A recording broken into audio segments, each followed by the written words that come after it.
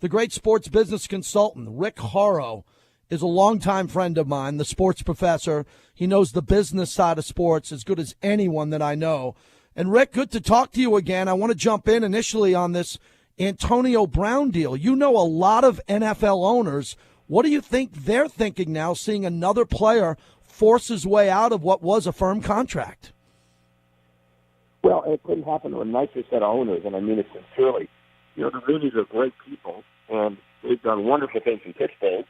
And basically, it's Le'Veon Bell and Antonio Brown, and they didn't cause that to happen. It's just it's a player whose character has caused some leverage that in unfortunate situations. And frankly, I guess all it takes is one. But you know, we've seen players in all sports attempt to manipulate the system from Elway on, and some work and some don't. Yeah, Rick, what concerns me about this deal is he started to melt down in regards to social media, telling everybody how unhappy he was. And then once he demanded a trade, it looks like the Rooney family, and they're one of the greatest ownership groups in North American sports history, couldn't take him anymore. They agreed that they had to move on. And then what's most important with you coming on tonight, the value of the player began to drop. The leverage of the Steelers began to lessen as other teams wanted to cherry pick and not give up a first round or second round to get him. Yeah, and that's just a free market, unfortunately. And like I said, you could say the same thing about Bell, although there's a free agency thing, although, you know, his situation with the Steelers forced their hand last year, not this year. And so the value dropped there. And again, it's a bad coincidence when you have two really important skill position players who did the same thing to a proud franchise. Rick Horrow is our guest, the sports professor. And, Rick, I want to move to where I am out on the coast in Los Angeles. I'm in Vegas.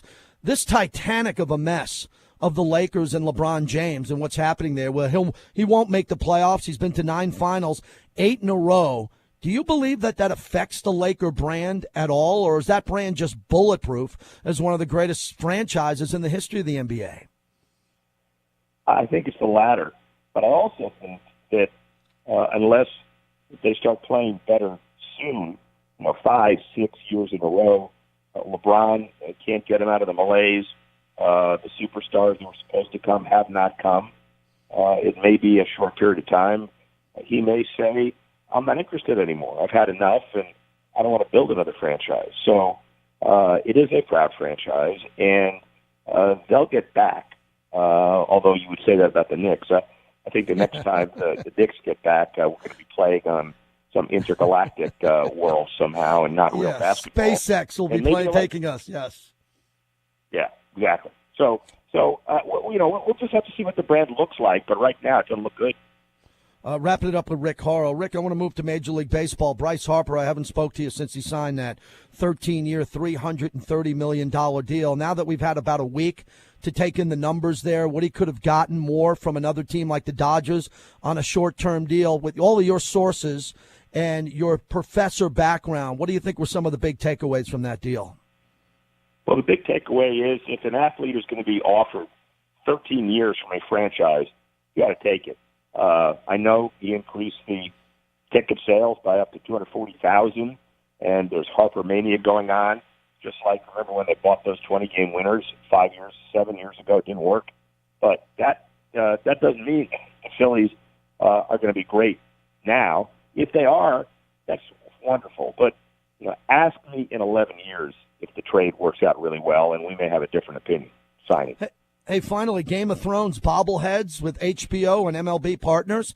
I like that. Other than the fact that Game of Thrones makes me wait a year and a half between seasons, I think this is a great cross-promotion. A wonderful cross-promotion, especially the cross-promotion of fantasy, effectively the esport millennials, the audiences that are gambling audiences, and it all ties into the fact that the game on digital and the way these things are done today, promotion as well as the games itself, are a heck of a lot different than the last 40 years when you and I were growing up.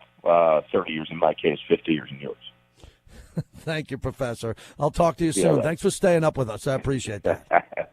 Bye. Take care, Rick Horrow, the sports professor. We did years together on the radio when I was with Fox, and good to slide over. You hear him on with Scotty Farrell all the time. Appreciate him coming in and kicking off the show.